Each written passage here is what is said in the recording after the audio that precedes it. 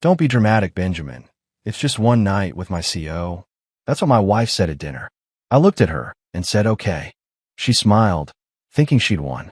She had no idea I controlled the company on the other side of her merger. Clause 14 was already written. I just had to let her pull the trigger. My name is Benjamin Harrington. I'm 45 years old, and I manage private equity portfolios for a living. It's the kind of work where you learn to read between the lines of financial statements and spot weakness in corporate structures before anyone else does. I build positions quietly, move capital without making waves, and understand that real power doesn't announce itself. Funny how those same skills didn't help me see what was rotting inside my own home.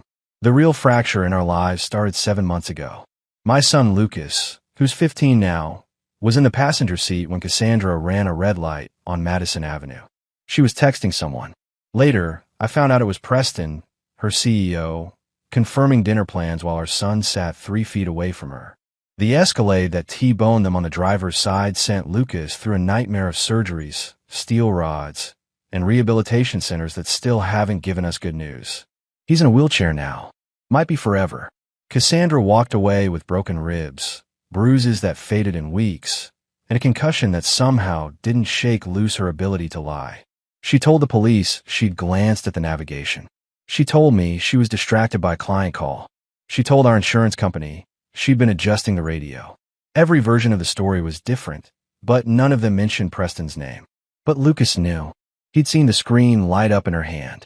He'd watched his mother smile at whatever message came through seconds before impact, and that image burned itself into his memory, alongside the pain of losing the use of his legs. The doctors say he might regain some function with years of therapy. Might. That word is a lot of heavy lifting in our house these days. He doesn't talk to her much anymore. When she tries to wheel him to physical therapy appointments, he asks me to take him instead. When she leans down to kiss him goodnight, he turns his head toward the window. I've never told him I hate her. He figured that out on his own, the way smart kids do when they realize their parent values a text message more than their safety. Tonight, Cassandra wanted to discuss something important over dinner at Marcello's, the Italian place downtown, where we used to celebrate anniversaries back, when we still had things worth celebrating. She wore the black dress I bought her for our 10th anniversary, the one that cost more than my first car. Her perfume arrived at the table before she did, expensive and deliberate. I was already seated when she walked in, heels clicking across marble like a countdown timer. She moved through the restaurant like she owned it, nodding at the maitre d', trailing fingers across the back of an empty chair before settling into hers. Everything about her was calculated. Always had been. She sat down, smiled that boardroom smile, and folded her hands on the white tablecloth like she was about to present quarterly earnings. "We need to talk about the Blackstone deal," she said, skipping past pleasantries. I took a sip of water. Waited. Preston needs this merger to close. You know how important it is. She leaned forward slightly. The firm's been working on this for 8 months. Everything's riding on it. I'm aware, I said. Then you understand why I need to do whatever it takes to make sure it happens. She paused, watching my face for a reaction. Preston asked me to help seal the relationship with the other side. Build trust. Show good faith. I set my glass down. What exactly does that mean, Cassie? She didn't flinch. It means spending one night being charming and available. That's all. The words hung in the air between us like smoke. Don't be dramatic, Benjamin, she added, her voice dropping to that reasonable tone she uses when she thinks she's being rational. It's just one night with my CEO. You know how these things work. Sometimes you have to play the game. I looked at her across the candle flame.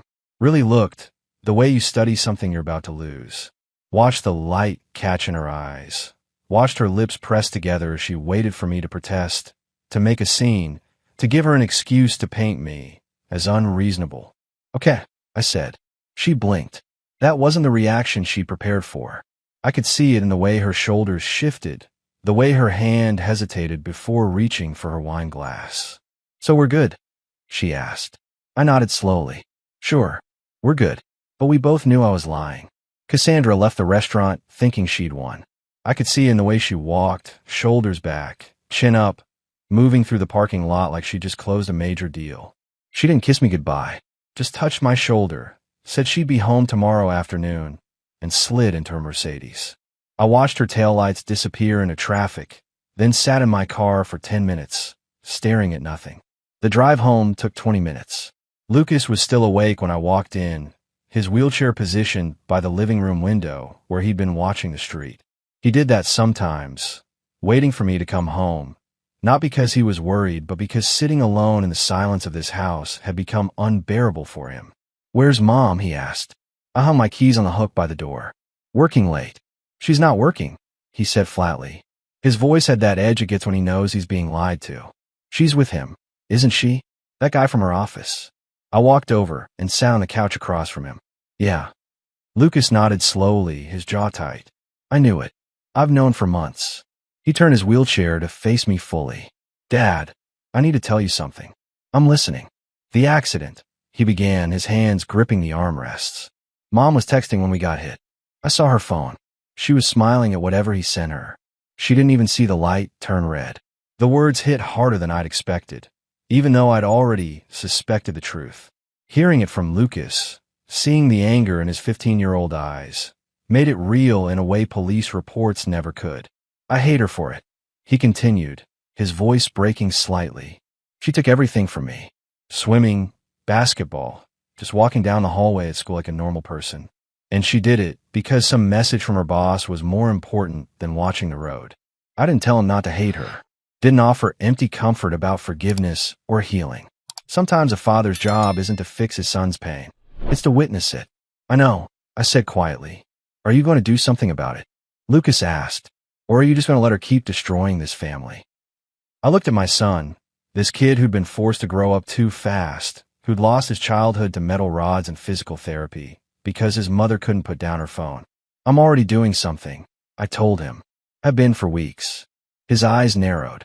"What kind of something?" I stood, walked to my study, and returned with a manila folder. Inside were documents I'd been preparing since the night I first suspected Cassandra's affair. Bank statements, property deeds, insurance policies, and buried in the middle, a document labeled Blackstone Meridian Merger Agreement, Revision 3, Clause 14. "You remember Preston Griffith?" I asked. "Mom's boss. 12 years ago, Preston worked as a junior analyst at Westbrook Capital. I was consulting there, running risk assessments on their investment portfolio." I opened the folder, showing Lucas a page with Preston's name highlighted. He falsified numbers on a major client report, made positions look safer than they were. When I caught him, I had him fired.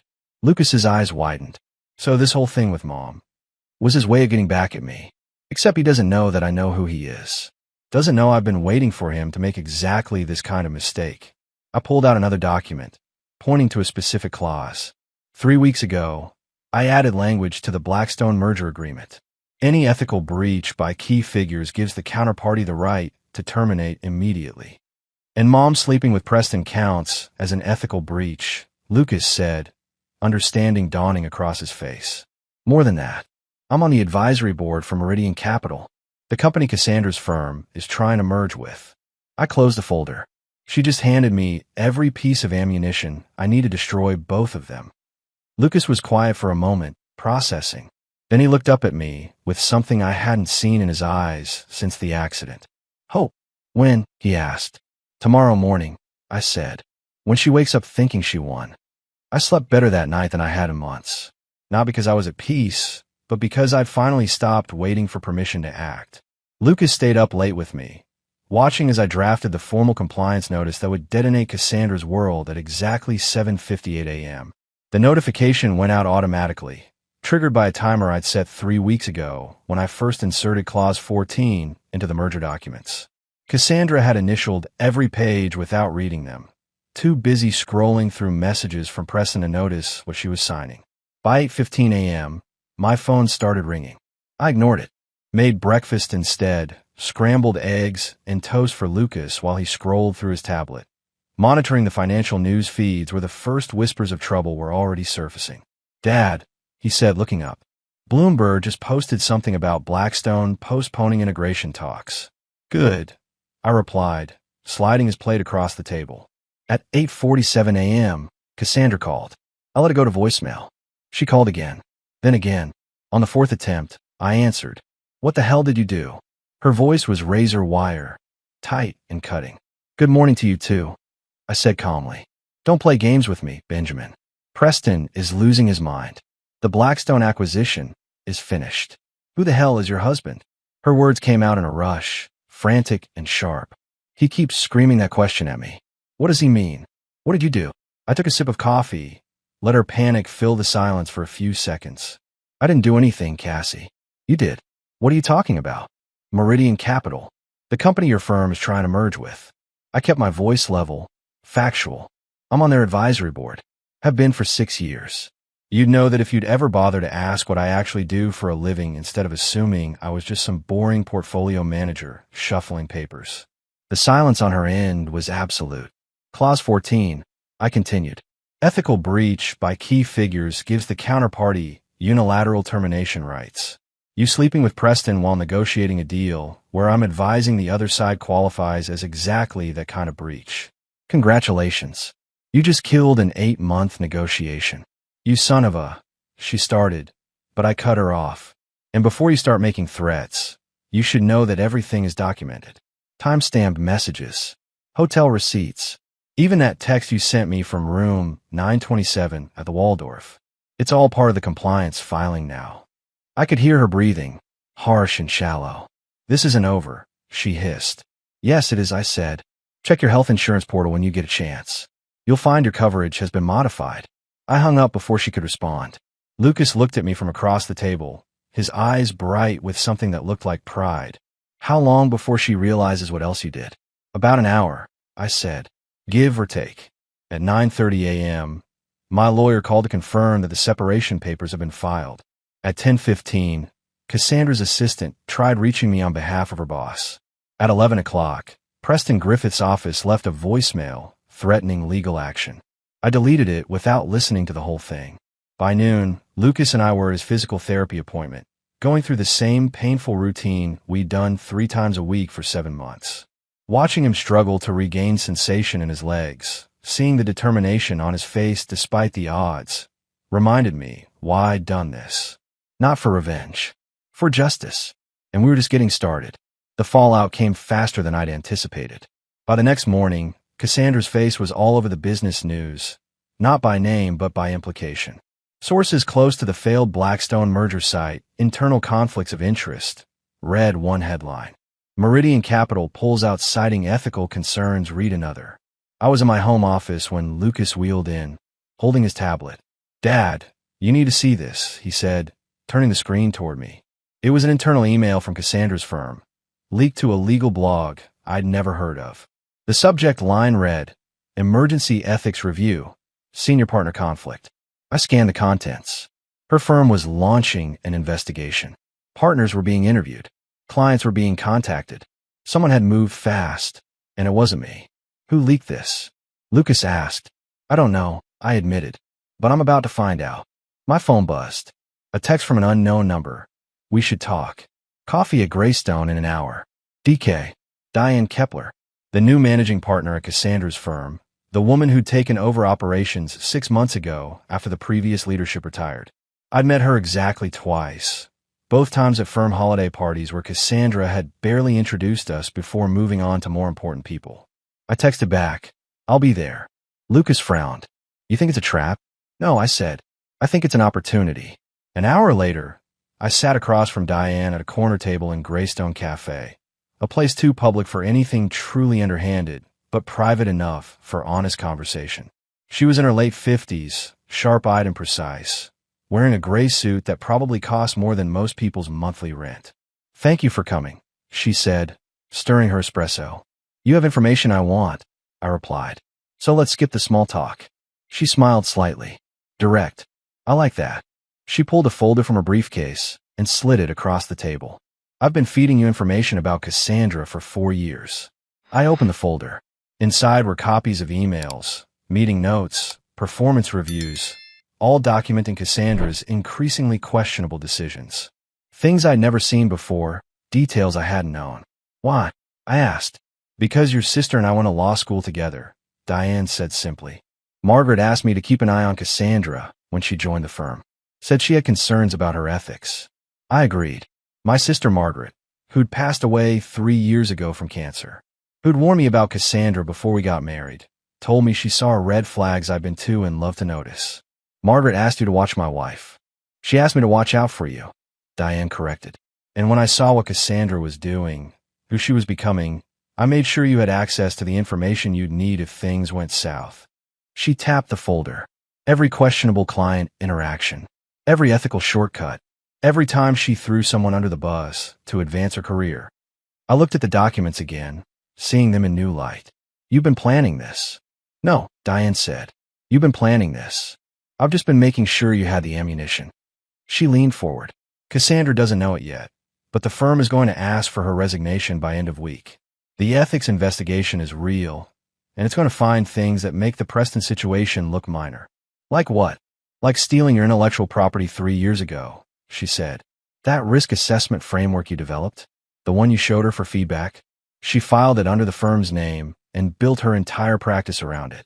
I have the documentation proving it was yours first. The room seemed to tilt slightly. She stole my work and made millions from it, Diane confirmed. Which means you have grounds for a lawsuit that could destroy what's left of her reputation and drain whatever assets she thinks she'll walk away with. I sat back, processing. Why tell me now? Because Margaret would have wanted you protected. And because Cassandra hurt that boy. Her voice hardened. I have grandchildren, Mr. Harrington. The idea of someone texting while driving with a child in the car makes me physically ill. What she did to Lucas is unforgivable. She stood, leaving the folder on the table. Use it well, she said. And when this is over, know that you weren't alone. You never were. The foreclosure notice arrived at Cassandra's office on a Tuesday afternoon, delivered by certified mail, to ensure she couldn't claim she'd never received it. I know because my attorney called me the moment the delivery confirmation came through. She signed for it 2:47 p.m., he said. You should expect a call shortly. He was right. My phone rang at 3:12 p.m. I let it go to voicemail. She called again and again. On the 5th attempt, I answered. The house. Her voice was shrill, barely controlled. You're taking the house. It's not your house, Cassie, I said calmly. It never was. The property is held in the Harrington Family Trust, established by my grandmother in 1987. You were added as a resident beneficiary when we married, but that status included a morality clause. You violated it. A morality clause? That's insane. We're not living in the 1800s. No, we're living in the present, where legal documents have consequences. I was sitting in my home office, looking out at the garden Lucas and I had planted last spring. You have 30 days to vacate. The trust attorney has already filed the necessary paperwork. I'll fight this. I have rights. You have exactly the rights the trust documents grant you, which as of last week is none. I pulled up the document on my screen. Section 14, subsection C. Beneficiary status may be revoked in cases of moral turpitude, infidelity, or actions detrimental to family interests. Your affair with Preston qualifies on all 3 counts. She was breathing hard, the kind of panic gasps that come right before someone completely loses control. Where am I supposed to go? That's not my problem anymore, I said. But you might want to think about it soon. I heard from a friend at American Express that your credit score dropped to 540 this morning. The silence that followed was absolute. What did you do? She whispered. I reported fraudulent charges. The hotels, the restaurants, the gifts you bought Preston using our joint accounts. Turns out using marital credit cards to fund an extramarital affair is considered fraud in New York. The banks are investigating, and they've frozen your cards pending resolution. You're destroying me, she said, her voice breaking. No, I corrected. You destroyed yourself. I'm just making sure you can't take Lucas and me down with you. I hung up. Lucas rolled into the office a few minutes later, holding his tablet. Did you see the news? He showed me the screen. A legal blog had posted an article titled, Major M&A Attorney Under Ethics Investigation Following Deal Collapse. Cassandra wasn't named directly, but the details were specific enough that anyone in the industry would know exactly who they were talking about. Who leaked this? I asked. Does it matter? Lucas replied. She's done. Her firm is going to cut her loose before she drags them down with her. He was right, of course. By the end of the week, Cassandra's clients had started requesting new counsel. Her assistant stopped returning her calls. Her parking space at the firm was reassigned to a junior partner who'd been waiting years for that spot. Preston Griffith fared even worse. The board at his investment firm demanded his resignation within 72 hours of the Blackstone deal collapsing. He tried to fight it, threatened lawsuits, claimed he'd been set up. But when the ethics complaint revealed he'd falsified reports at his previous job 12 years ago, the same reports that had gotten him fired back then, his credibility evaporated. I didn't celebrate, didn't gloat, just watched it all unfold with the same clinical detachment I'd used to analyze a failing investment portfolio. On Friday afternoon, Diane Kepler called me. Cassandra submitted her resignation this morning, she said. Effective immediately. The ethics investigation found sufficient evidence of misconduct to recommend termination, but the firm gave her the option to resign instead. What kind of misconduct? I asked. Conflict of interest, misappropriation of client resources, and the intellectual property theft I mentioned earlier. That risk assessment framework you developed? We have emails proving she passed it off as her own work and charged clients premium rates for using her methodology. How much? Conservative estimate? For $0.7 million over 3 years. I let out a slow breath. And you're telling me this because we're preparing a civil suit on your behalf. If you want it, the firm will support your claim in exchange for you agreeing not to name us as co-defendants for enabling her behavior. What are you offering? Full restitution of fees collected using your methodology, plus damages. We estimate you'd walk away with $6.2 million after legal fees. Lucas was watching me from across the room, his eyes bright with interest. I'll have my attorney contact you Monday, I said. After I hung up, Lucas wheeled closer. $6 million, approximately. What are you going to do with it? I looked at my son, at the wheelchair that had become his prison because his mother valued a text message more than his safety. Fund your medical treatments. Every experimental therapy, every specialist, every piece of equipment that might give you a chance at walking again. And whatever's left goes into a trust for your future. Lucas nodded slowly. She's not going to have anything left, is she? No, I said. She's not. And for the first time since the accident, I saw something like peace settle across my son's face. Cassandra's parents lived in a Tudor-style house in Dayton, Ohio, the kind of place where American flags hang year-round and Sunday dinner is a non-negotiable family event. Her father, Colonel Richard Brennan, retired Marine Corps, 2 tours in Iraq, ran his household with military precision. Her mother, Catherine, taught catechism at St. Mary's Catholic Church and believed that family problems should be handled privately, with prayer and discretion. I'd always liked them, actually. They were decent people who had raised a daughter whose ambition had slowly poisoned her sense of right and wrong. The package I sent them arrived 3 days before Thanksgiving. Inside, printed emails, hotel receipts, text message transcripts, and a cover letter explaining what their daughter had done and how it had resulted in their grandson being confined to a wheelchair. I didn't send it to be cruel. I sent it because they deserved to know the truth. Colonel Brennan called me on Tuesday evening. Benjamin, he said, his voice heavy. I received your package. Sir, I replied. Is all of this accurate? The affair, the accident, the text message? Yes, sir. Lucas witnessed it. He can confirm everything if you'd like to speak with him. There was a long silence. Put him on. I handed the phone to Lucas, who was sitting nearby doing homework. He took it, his expression serious. Grandpa, he said. I couldn't hear Colonel Brennan's side of the conversation, but I watched Lucas's face as he answered questions. His voice was steady, factual, delivering the truth with the kind of clarity that comes from having lived through something terrible. Yes, sir, I saw her texting, he said. I saw her smile right before we got hit.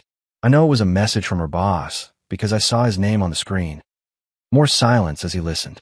No, sir, I don't hate her. I just can't forgive her for choosing a text message over my safety. His voice wavered slightly. And I can't forgive her for lying about it afterward. When he handed the phone back to me, there were tears in his eyes, but his expression was resolute. Benjamin, Colonel Brennan said, Catherine and I are hosting Thanksgiving dinner on Thursday. The whole family will be there. Cassandra doesn't know you've contacted us. I'd like you and Lucas to attend.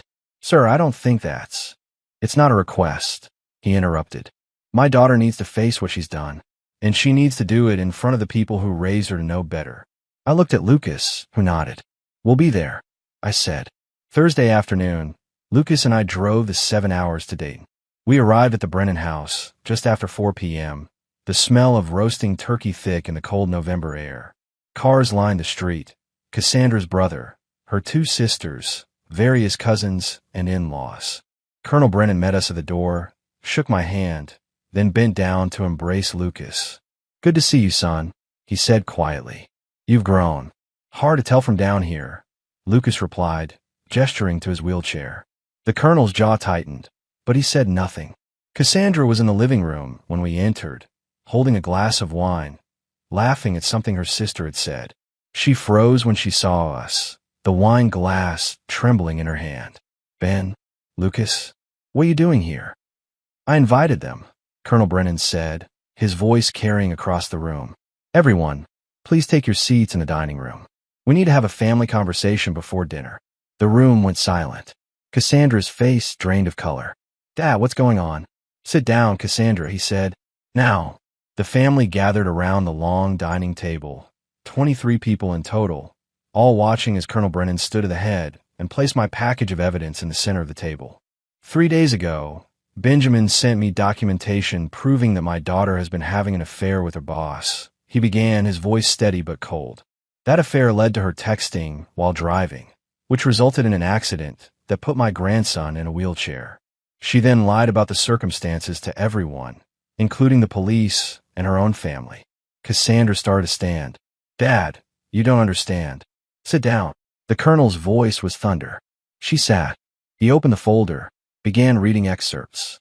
Hotel check-ins, text messages, timeline of the accident, Lucas's witness statement to the police that had been buried in the official report. The room was absolutely silent except for his voice. When he finished, he looked at Cassandra, and I saw something break in his expression. "You are my daughter, and I love you. But what you've done is unforgivable. You put your own child at risk for the sake of an affair. You lied to your family. You destroyed your marriage and your career through your own selfishness." "Daddy, please." Cassandra's voice was breaking. "From this moment forward, you are not welcome in this house until you make this right," he said. "You will apologize to Lucas. You will apologize to Benjamin. And you will spend the rest of your life earning back even a fraction of the respect you've lost." Cassandra's mother was crying quietly, her hands covering her face. Lucas spoke up, his young voice cutting through the tension. "Grandpa, I don't want her completely out of my life. She's still my mom, but I can't live with her anymore, and I can't pretend what she did was okay." Colonel Brennan nodded. "Understood, son." He turned back to Cassandra. "You have 5 minutes to collect your things and leave. Thanksgiving dinner will proceed without you." Cassandra stood, tears streaming down her face, and walked out without another word. The door closed behind her, and the silence that followed felt like the end of something that had needed to end for a very long time. The Wall Street Journal article dropped on a Monday morning, 3 weeks after Thanksgiving. I was having coffee with Lucas when my phone started buzzing with notifications from colleagues, former clients, and people I hadn't spoken to in years. The headline read, "When Personal Ethics Destroy Corporate Deals, the Blackstone Meridian Collapse." Lucas pulled it up on his tablet and started reading aloud. "A senior mergers and acquisitions attorney at a prominent New York investment firm recently caused the collapse of an 8-month, $2.3 billion merger by engaging in a personal relationship with her CEO while the deal was being negotiated with a company where her husband served as an advisory board member." He looked up at me. "They didn't use her name." "They didn't have to," I replied. "Everyone in the industry knows exactly who they're talking about." The article went into extensive detail about how Clause 14 had been triggered, how the conflict of interest had violated fiduciary duties on multiple levels, and how the collapse had cost both firms millions in preparation costs and lost future opportunities. It mentioned Preston's previous termination for falsifying reports 12 years ago, described the ongoing ethics investigation at the unnamed firm, and referenced pending civil litigation regarding intellectual property theft valued in excess of $4 million. By noon, the article had been shared across LinkedIn 17,000 times. By 3 p.m., it was trending on financial Twitter with the hashtag Clause 14. Business school professors were already emailing their departments, suggesting it as required reading for professional ethics courses. My phone rang. It was an old colleague from Wharton. Ben, is this about Cassandra? He asked directly. Can't comment on ongoing legal matters, I replied. It's her, isn't it? The whole industry's talking about it. Harvard Business School already reached out asking if I'd be willing to participate in a case study discussion. What did you tell them? That I'd think about it. But Ben, this is going to follow her for the rest of her career. She's going to be the example they teach for the next 20 years about what not to do. After I hung up, Lucas wheeled closer. Is that what you wanted? For her to be famous for all the wrong reasons. I wanted the truth to have weight, I said. What people do with that truth is up to them. Cassandra called 20 minutes later. Her voice was hollow, stripped of the confidence that used to armor every word. The journal article, she said. You talked to them. I didn't have to, I replied. They did their own investigation. Found their own sources. Diane Kepler, probably. Maybe some of the legal team at Meridian. Maybe Preston's former colleagues who remembered what he did 12 years ago. Journalists are good at their jobs, Cassie. I'm ruined, she whispered. Columbia called. They want to use me as a case study. Harvard, too. Wharton. Every top business school in the country is going to teach students about my failure. Yes, I said simply. How can you be so calm about this? Because I didn't ruin you. You ruined yourself. I just made sure the documentation was thorough enough that the truth couldn't be buried. I paused. The custody hearing is in 2 weeks. Are you still planning to fight for joint custody? I don't know what I'm planning anymore, she said, her voice breaking. My attorney says I should accept supervised visitation. That if we go to trial, Lucas will testify, and it'll be even worse. Your attorney is right. I'm his mother, Ben. Doesn't that count for anything? I looked at Lucas, who was watching me with those eyes that had seen too much, understood too much. Being a mother is about more than biology, Cassie. It's about putting your child's safety first. You didn't do that. You chose a text message over his life, and now you're living with the consequences. She was crying now, the kind of broken sobs that come from finally understanding how far you've fallen. What do I do? You accept this supervised visitation. You show up sober and humble. You spend the next few years proving that you're capable of change. And maybe, if you actually do the work, Lucas might let you back into his life in some meaningful way. And if I fight, then he testifies. The police report comes out. The text message logs become public record. And whatever small chance you have at redemption disappears completely. I kept my voice even factual. Your choice. She hung up without answering. Lucas set down his tablet. Do you think she'll do it? Accept the visitation terms. I think she's finally scared enough to be smart, I said. But we'll see. That evening, I received an email from the law firm representing the 5 clients who'd filed the class action lawsuit against Cassandra. They wanted to depose me as a witness, have me testify about the intellectual property theft and how it had influenced her advice to clients over the past 3 years. I forwarded it to my attorney with a simple note. Happy to cooperate. The net was tightening. The Wall Street Journal had made Cassandra's failure national news. The custody hearing would make it personal, and the class action lawsuit would make it permanent. Lucas and I spent the rest of the evening going through his physical therapy exercises, working on the strength training that Dr. Patel had prescribed. He was making progress, slow but measurable. The experimental treatments were showing promise. Dad, he said during a break, when this is all over, when the hearing is done and Mom's out of our lives mostly, what are we going to do? What do you mean? Are we just going to go back to normal? Pretend none of this happened? I thought about it. No, we're going to build something better than normal. We're going to take what we learned and use it to help people who are going through what we went through. Like what? I don't know yet, I admitted. But we'll figure it out together. He nodded, satisfied with that answer, and went back to his exercises. Outside, the city lights were starting to flicker on, and I stood at the window watching New York settle into evening. Somewhere out there, Cassandra was probably sitting in her lawyer's office, trying to figure out how to salvage something from the wreckage of her life. But that wasn't my problem anymore. My problem was helping my son walk again, and making sure that the woman who'd put him in that wheelchair never had the power to hurt him again. The depositions for the class action lawsuit began the week after the Wall Street Journal article published. 5 companies, all former clients of Cassandra's, all claiming they'd received compromised legal counsel due to her undisclosed relationship with Preston and her conflict of interest in deals involving Meridian Capital. My deposition was scheduled for Tuesday morning at the offices of Berkman and Associates, the firm representing the plaintiffs. Lucas wanted to come with me, but I convinced him to stay home with his tutor. The lead attorney, Raymond Berkman, was a silver-haired man in his 60s with the kind of sharp eyes that came from 40 years of cross-examining witnesses who thought they were smarter than him. Mr. Harrington, he began after the preliminaries. Can you describe your professional relationship with Meridian Capital? I've served on their advisory board for 6 years, I said. I provide strategic counsel on private equity investments, infrastructure deals, and risk assessment for major acquisitions. And were you aware that your wife was the lead attorney representing Preston Griffith's firm in their attempted merger with Meridian? Not initially. I became aware approximately 4 months before the deal collapsed. What did you do when you discovered this conflict of interest? I reviewed the merger documents and added Clause 14, which specifically addressed ethical breaches by parties involved in the transaction. Berkman leaned forward. You engineered the collapse of the deal. No, I corrected. I created a safety mechanism. My wife engineered the collapse by choosing to sleep with Preston Griffith while negotiating a deal where I had fiduciary responsibilities to the other side. The clause simply gave Meridian legal grounds to terminate when the conflict became untenable. Did you know about the affair before you added the clause? I suspected.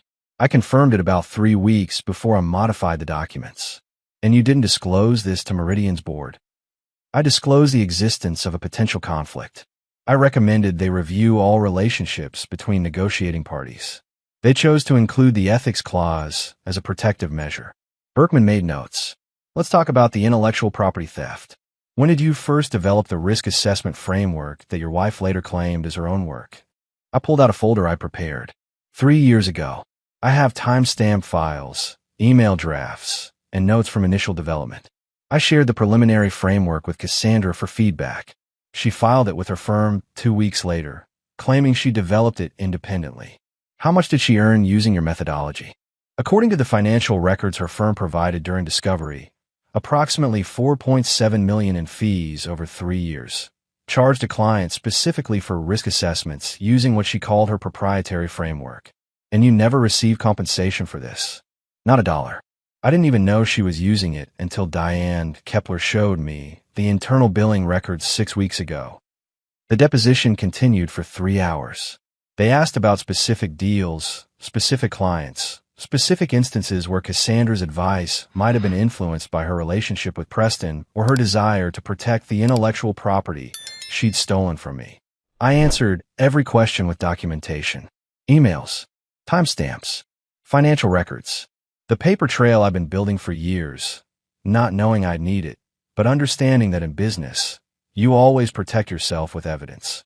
When it was over, Berkman walked me to the elevator. Off the record, he said, "This is one of the most thoroughly documented cases I've seen in 30 years of practice. Your wife didn't just make mistakes. She created a pattern of ethical violations that her firm either enabled or ignored. What are her chances?" I asked. Of winning? 0. Of settling without destroying what's left of her finances?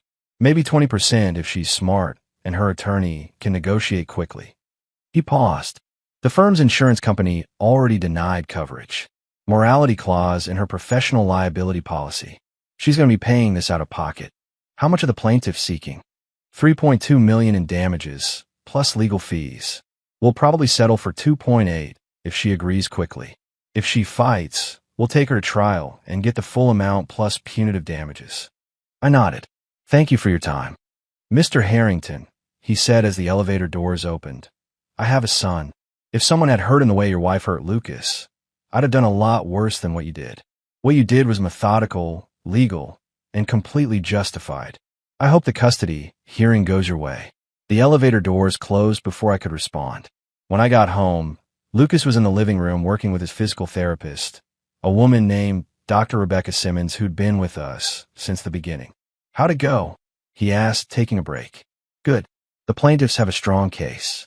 Your mother's going to lose. How much? Probably close to $3 million once it's all settled. Lucas whistled low. She doesn't have that kind of money. No, I agreed. She doesn't. Dr. Simmons finished the session and left us alone. Lucas wheeled over to where I was sitting. Dad, can I ask you something? Always. Do you feel bad? About what's happening to her? I thought about it carefully. I feel bad that it had to come to this. I feel bad that she made choices that hurt you and destroyed our family. But do I feel bad about holding her accountable? No. Actions have consequences. She's learning that now. Good, Lucas said. Because I don't feel bad either. And I was worried that made me a bad person. You're not a bad person, son. You're someone who understands that forgiveness doesn't mean accepting behavior that hurts you. It means choosing not to let that behavior define your future. He nodded, processing that. My phone buzzed. A text from Cassandra's attorney. Client has agreed to accept supervised visitation terms. We'll submit consent agreement to court tomorrow. Hearing canceled. I showed Lucas the message. It's over, he asked. The custody part is, I said. Now we just wait for the class action settlement and move on with our lives. Lucas looked relieved. What happens to her now? She figures out how to live with what she's done. And we figure out how to build something better. 8 months after the custody hearing, Lucas took his first steps. Dr. Patel had warned us not to expect miracles. The spinal damage was severe, the prognosis cautious at best. But we'd invested everything into experimental treatments, stem cell therapy, intensive rehabilitation. $300,000 from the intellectual property settlement. Every dollar focused on giving Lucas a chance. I was at the rehabilitation center when it happened, watching through the observation window as Lucas worked with Dr. Simmons on the parallel bars. He'd been practicing standing exercises for weeks, building strength in muscles that had forgotten how to work. Then he moved his right foot forward, just 6 inches, shuffling and uncertain, but forward. Dr. Simmons gasped. Lucas, did you just? I think so, he said, his voice shaking. Can I try again? He moved his left foot, then his right again. 3 steps total before his legs gave out, and he collapsed back into the wheelchair, breathing hard and grinning like he'd just summited Everest. I walked into the room, my throat tight. You did it, son. I did it, he repeated, wonder in his voice. Dad, I actually did it. The progress was slow after that. 3 steps became 5, then 10. By the end of the month, Lucas could walk 20 feet with assistance. The doctors revised their prognosis from unlikely to regain function to significant recovery possible with continued therapy. Cassandra heard about it through her supervised visitation. Lucas told her himself during one of their awkward Saturday meetings, and according to the court monitor's report, she'd cried for 10 minutes straight. She called me that evening. Ben, the monitor, said Lucas walked. Is that true? It's true. Can I see him do it? Outside of the supervised visits. No, I said. You get 2 hours every other Saturday. That's what the court ordered. That's what you agreed to. Please. He's my son. I just want to see. You gave up the right to those moments when you chose to text instead of drive. I interrupted. If Lucas wants to show you during your scheduled time, that's his choice. But you don't get to ask for more. She was quiet for a long time. You're never going to forgive me, are you? Forgiveness isn't the point, Cassie. Accountability is. You face what you did, you live with the consequences, and maybe eventually Lucas decides whether there's room in his life for you. But that's his decision, not mine. She hung up without saying goodbye. Lucas and I celebrated his progress with dinner at his favorite steakhouse. He walked from the car to the restaurant entrance with my support, 12 feet of shuffling determination that drew stares and smiles from strangers. People are looking, he said. Let them look, I replied. You earned every one of those steps. 2 years later, the Second Chance Foundation opened its doors in a converted warehouse in Brooklyn. Not the family house. We'd sold that and bought something smaller, more practical, but a purpose-built facility with state-of-the-art rehabilitation equipment, private therapy rooms, and accessibility features throughout. Lucas, now 17 and walking unassisted most days, stood at the podium during the dedication ceremony, addressing a crowd of donors, medical professionals, and families who'd enrolled their children in our program. 2 years ago, I couldn't walk, he began. My mother's negligence put me in a wheelchair, and I thought my life was over. But my father taught me something important. He taught me that the best response to someone trying to destroy you isn't revenge. It's building something better than what they try to take. He paused, looking out at the audience. The Second Chance Foundation exists because of the settlement money from my mother's intellectual property theft. Money she stole from my father, used to advance her career while lying to everyone around her. We took that money and turned it into hope for families facing what we faced.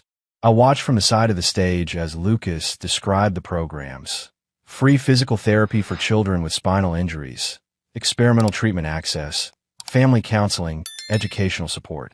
Everything we'd wished existed when we were navigating those dark months after the accident. Cassandra was in the back row. I'd sent her an invitation, not out of forgiveness, but because Lucas had asked me to. She sat alone, watching her son speak about resilience and second chances, tears streaming down her face. After the ceremony, Lucas wheeled over to her. He still used a chair when he was tired, though he could walk short distances now. "Thanks for coming, Mom," he said. "You're incredible," she whispered. "What you've built here, what you've become." "What Dad and I built," he corrected. "He's the one who taught me that strength isn't about hitting back. It's about building something that lasts." She nodded, accepting the distinction. Lucas turned to me. "Ready to give the first tour?" "Ready." We left Cassandra sitting there and walked through our facility, showing the first families around their new second chance. The Harrington family had always built things that lasted. This time, we built something that healed.